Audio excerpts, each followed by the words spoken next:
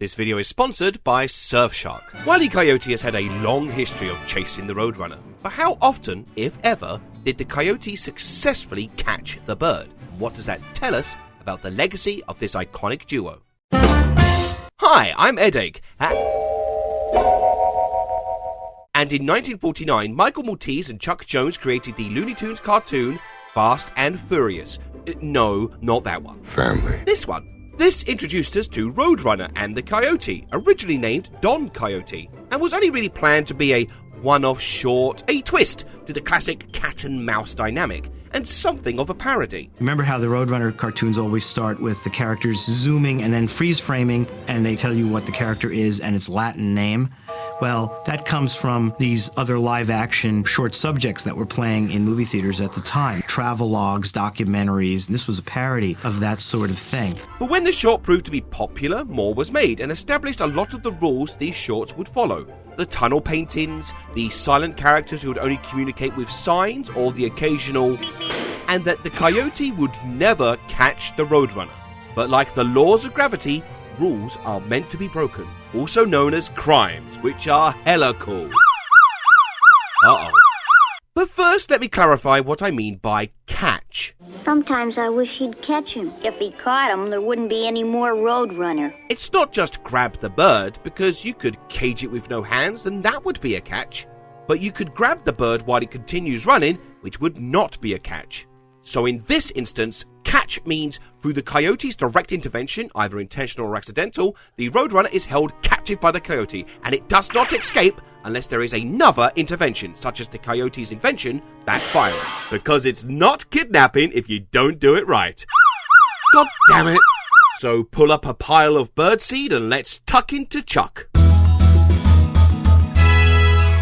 From 1949 to 1964, Chuck Jones made 24 Roadrunner cartoons. During his tenure, he created the 9 disciplines, the rules that Roadrunner cartoons would follow. These rules weren't strictly followed. Even the principal writer, Michael Maltese, had never heard of these rules and feels like they were kinda made up after the fact. But it does at least show that there was some thought put into how these characters should behave to elevate it beyond just another predator versus prey cartoon. Like how Wile E. Coyote is not an idiot. He's a super genius after all. Wile E. Coyote, super genius. He can catch Burmese tigers, just not Roadrunners. It's usually his gadgets that let him down, which if you've ever had a laptop breakdown, you know that feeling. It's like Basil Fawlty getting angry at his car for breaking down. It's just very human. Chuck Jones shorts are like very quick sketch shows. They don't just take one invention and mess around with all the different ways it can play out. Once it fails, it's on to the next thing. This makes the episodes very quick fire and energetic, but they all kinda blend into one another. But were there any captures? Well, there's this bit where the Roadrunner is caught inside a cannon and gets fired out, which feels a bit tenuous to call a capture. Then there's this moment where he's cornered on a cliff edge, and this moment where he's stuck on a bridge which has fallen away, leaving him behind. Possibly stuck, therefore technically caught. But as the cliff edge example shows, the Roadrunner has a flexible relationship when it comes to gravity. So this may be a stretch. As episodes go on, they do eventually start to show multiple jokes with the same trap premise, but they also start repeating a lot of jokes, a sign that things were starting to go awry. Theatres were closing as TV was on the rise, so in 1962 a TV pilot was made called The Roadrunner Show. This would grow these 6-minute shorts to a full 26 minutes. The pilot was not picked up and was instead repackaged as the theatrical special The Adventures of the Roadrunner. Here we see the Coyote speak, and it feels wrong. Ah, but how little you know about Roadrunners. This isn't the first time he's spoken. He's been pitted against Bugs Bunny on a few occasions. Allow me to introduce myself. My name is Mud. But maybe that works against a wisecracking wabbit, but here it's jarring and only really serves to pad out the special. It seems like a lot was gambled on the TV pilot because ultimately the special was cut up into individual shorts, and the Warner Brothers animation studio got closed down in 1963, marking the end of the golden age of Looney Tunes. At the same time, a new animation company formed, and this is where things get a bit ugly. Oh no! That pesky Roadrunner has gone to France! Le bip bip. If only I could get to France and over 60 other countries via the internet. Well, I'm in luck because this video is sponsored by Surfshark. Surfshark is a VPN which allows you to change your location across the world. Even the moon. Do you cover the moon? Oh, they don't cover the moon yet. This means you can access content not available in your country, like Netflix and Amazon Prime libraries, or that pesky Roadrunner. Oh, he's in Australia now. What? Beat, mate. Geo-restrictions? More like geo-fiction, am I right? I am not right. Surfshark also encrypts your data when online and using public Wi-Fi, and also protects you from hackers or the government or the hacker government. So if you go to the URL in the description below and use the code word Eddache, you'll get 83% off and 3 months completely free. Thanks, Surfshark. Wait a minute, you're not Surfshark, you're that Roadrunner. Maybe the real Surfshark were the friends we made along the way. Oh wait, no, there he is on the moon. Friz Freleng was one of the best cartoon directors, renowned for his sense of comedy timing. Open that bridge, Varmint! Open it, I say! Close it up again! His company, DFE, was hired in 1964 to take over the Looney Tunes cartoons, easily identified by this abstract intro sequence. But given that Friz Freleng was able to take Tweety, a Bob Clampett creation, reinvent him, and win an Oscar for it, then the Roadrunner cartoons seemed to be in the best possible hands. So they didn't do them. The first couple of episodes were just sections cut out of the Adventures of the Roadrunner special by Chuck Jones. 3 more were made in-house, including one by Friz Freleng that pitted the Roadrunner against Speedy Gonzales in a race. But all the jokes are just repeats from previous shorts. It's just so disappointing. And it gets worse when it doesn't even tell you who wins the race. Maybe that's a future video idea. I'll add it to the list. The remaining shorts were subcontracted to Format Films and were directed by Rudy LaRiva to form the LaRiva 11. Repeating jokes, cut corners, missing sound effects. Clearly suffering from a huge budget cut, and a lot of Chuck Jones's list of disciplines were completely ignored, which is reflected in the number of capture close calls. There's a grab, but it doesn't stop the Roadrunner. There's this fight cloud and the bird getting cornered here, which may tenuously count, but there's one standout definitive, and that's Solid Tin Coyote. The Coyote takes some junk, a repeat from a previous short, and builds a giant coyote robot out of it. Then, after a couple of tries, he does it! He successfully catches the Roadrunner, but the robot eats him instead.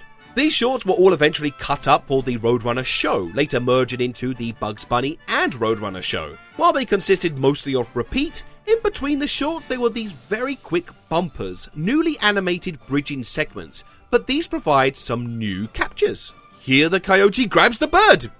He's got him! But then... Clearly the coyote learned nothing about the materializing qualities of his tunnel paintings, as anything he draws seems to come to life. Why not just eat a drawing of the Roadrunner?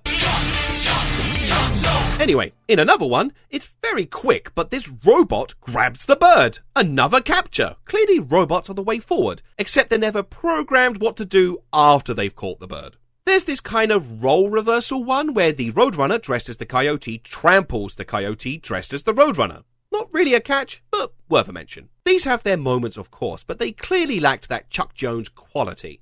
So in the 1970s, Chuck came back. Chuck Jones returned to direct some short Roadrunner cartoons for the Electric Company. These were made to be more educational to help with reading, so there isn't really any chasing, but he does at least lay a finger on the Roadrunner. This was followed by a couple of Bugs Bunny TV specials, Looney Christmas Tales and Bugs Bunny Busting Out All Over. I'll go fetch the mop and bucket. Which included 2 Roadrunner shorts. In Soup or Sonic, Wile E. Coyote finally catches the Roadrunner. But this catch has a catch. The coyote accidentally shrunk himself down small and is actually unable to do anything about it. This is often cited as the only time the coyote has officially caught the Roadrunner, but we know it's not the first, and it won't be the last. Chuck Jones directed 1994's Chariots of Fur. There's no captures other than this giant mouse, but Chuck was 82 when he made this, and he only took the job in the hopes that they would never hire him again, to make way for younger animators. This was the final Roadrunner cartoon he ever made. So, the Roadrunner got lucky, but his luck is about to run out. From the 80s to the mid-90s, there wasn't much new Roadrunner material, the characters being moved to the sidelines, making just cameo appearances. Enough with the gratuitous cameos. In Who Framed Roger Rabbit, they briefly appear in this elevator sequence, but more so at the end. And there's this. They're hugging. I didn't account for this! The Coyote has his arm around the Roadrunner. Does that count? Does that count? I don't know! In 1990, Tiny Toon Adventures put Wile E. Coyote and the Roadrunner into the roles of teachers for their protégés Calamity Coyote and Little Beeper. They also chase each other, but appear to be friends most of the time. I'm not focusing on the Tiny Toon versions of the characters, but Calamity does manage to catch Little Beeper by having Fifi the skunk, the Pepe Le Pew stand-in, catch the bird for him. As for the mentors, there's this brief part where they both fail, but that's really it. Except for the Tiny Toons movie, How I Spent My Vacation, where this happens. Years of subverting expectations by escaping harm has now led to the subversion being the Roadrunner actually getting harmed. It happens in Animaniacs and in Tasmania. It really is the era of humiliation for the speedster, and it gets worse for him. There's his advert for the reruns compilation show The Acme Hour on Cartoon Network, and this happens. Bloody hell, the lad has bloody done it. It's arguably non-canon, a non-Acme alternate universe, but there he is. He's got him. Speaking of commercials, throughout the years, Wile E. Coyote and Roadrunner have featured in a bunch of TV ads, from Cars to Pepsi to the Constitution? The Constitution works for everyone, even kids. In this advert for Honey Nut Cheerios, Roadrunner gets cornered by the Coyote until he's interrupted by... Tempt your tummy with Honey Nut Cheerios? Wait, what's this guy's name? Buzz Bee? That's his name? His name is Buzz Bee? The sound he makes and what he is? That's like naming the bird on cornflakes, something like, Cocklecock.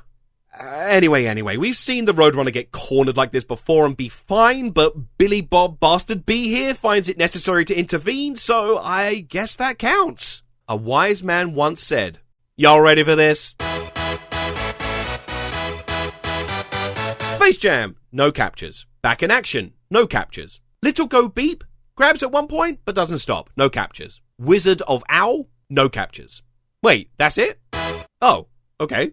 In Space Jam, there's only one brief chase, and at one point Roadrunner is in a neck brace, and Back in Action, Wile stops chasing the Roadrunner to target the main characters instead. So because it breaks the formula to, well, play basket the ball, it doesn't give them a lot to actually do.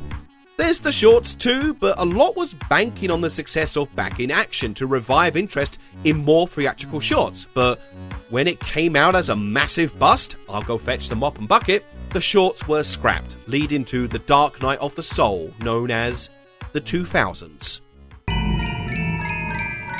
The 2000s were a bleak time for Roadrunner material. In baby Looney Tunes, they hardly appear. There's no chasing or injuries, just songs. My dairy, oh my dairy, oh my dairy, Gaiety. Which is probably worse. There was a series of officially made webtoons created, some featuring the pair. It's very rough, but in one short, Wile E. Coyote takes Roadrunner to court and wins. Mr. Coyote, you may now eat the bird. So I guess that probably counts too? Now Roadrunner is a wanted criminal. Yeah, the police. I mean, let's have sex with the police. Oh no, that's worse. Then there's Lunatics Unleashed. They rebrand the Looney Tunes to be dark and edgy, but still safe for kids, in a future where everyone is anime now. The edgelord descendants, Techie Coyote and Rev Runner, are now part of a crime-fighting team and are pretty much friends. I just picked up at a pizza joint downtown, which I must say is abnormally cold for this time of year, but if you really like the pizza they have in Iceland, I could go back and get some of me back in 4.2 seconds, but of course that is just an estimation because you never know about traffic. There's still no chasing or catching, except for this one catch, so maybe Not. They acknowledge their ancestral rivalry, but that's basically it. Sorry, they have coyote issues.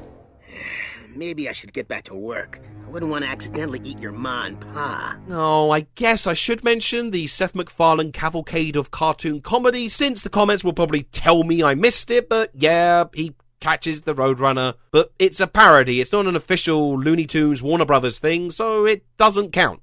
This concludes the mention of Seth MacFarlane's cavalcade of cartoon comedy.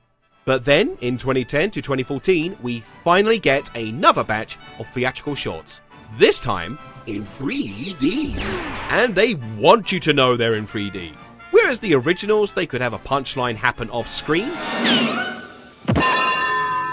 Here, they have to show off the 3D, so it's constantly like, wow, wow, wow.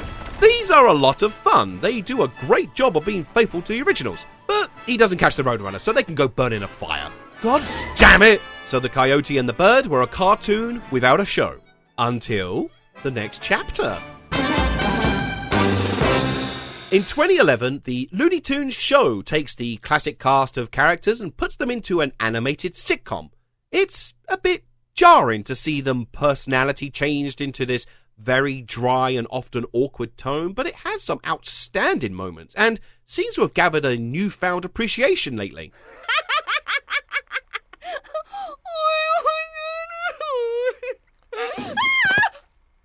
Wow, that was a good movie. And now, your feature presentation. Wile E. Coyote and Roadrunner appear as wraparound segments, aka filler. This is also CGI, similar to the 2010 3D ones, but with a way lower budget, like the La River 11, and no 3D.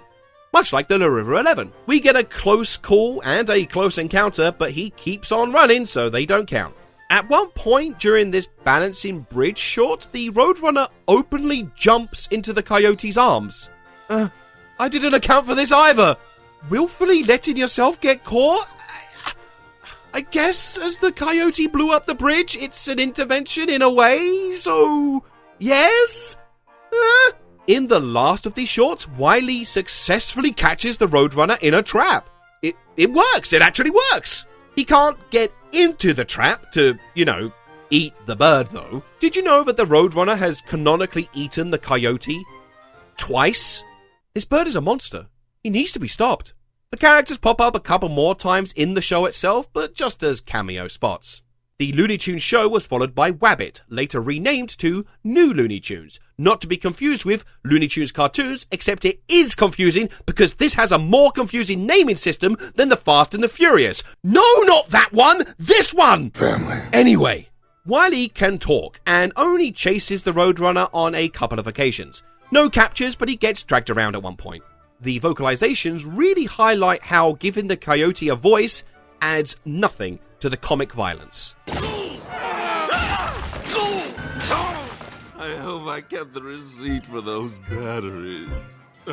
Speaking of comics, I'm not going to go through all the comics because, well, there's a lot, but one thing I want to mention is during the DC Meets Looney Tunes series, Wile E. Coyote hires DC's gritty and violent bounty hunter, Lobo, to go after the Roadrunner. It's so realistic and gruesome, it kinda works, I like it. They also do a short comic more in the Looney Tunes style, and here, Lobo catches the bird, but he gets sued for damaging intellectual property, because the real villain is capitalism. And lastly, in 2020, Looney Tunes cartoons. These are actually still in production, but as of time of recording, there have been 9 Roadrunner shorts so far. In Cactus If You Can, he catches the Roadrunner in the suck of a vacuum, but gets hit by cacti instead. In Climate Control, he traps the Roadrunner in ice, but slips off before he can grab him. In Time Out, he manages to time freeze the Roadrunner, but either can't move him or can't keep him still. And in Multiply and Conquer, he works with multiple clones of himself on an elaborate trap. And it actually works. They get him. They actually get him! But then they fight amongst themselves and let the Roadrunner get away. Yeah. He really has learnt nothing, has he? looking at the history of Roadrunner is to look at the history of Looney Tunes, their ups and downs. Will Space Jam 2 be the shot of special secret stuff they need for yet another comeback? We'll have to wait and see. After 70 plus years of Roadrunner cartoons, I can confirm that he has been caught by the Coyote 12 times. Plus a further 7 occasions, depending on how much you want to stretch technicalities. That's more than I expected, and that number rapidly increased the more modern we got. I think that's because, like I said before, we're so used to the Roadrunner getting away all the time that now the subversion is that he actually gets caught more often than he did in the originals. But we've also seen that the shorts work better under more restrictions, while still experimenting with the formula, from Chuck Jones's disciplines, to exploring one gimmick in various ways, to new and exciting animation styles. So maybe Wile E. Coyote should never catch the Roadrunner. After all, the chase is more fun than the goal. Like this police chase, they'll never catch me! Beep beep!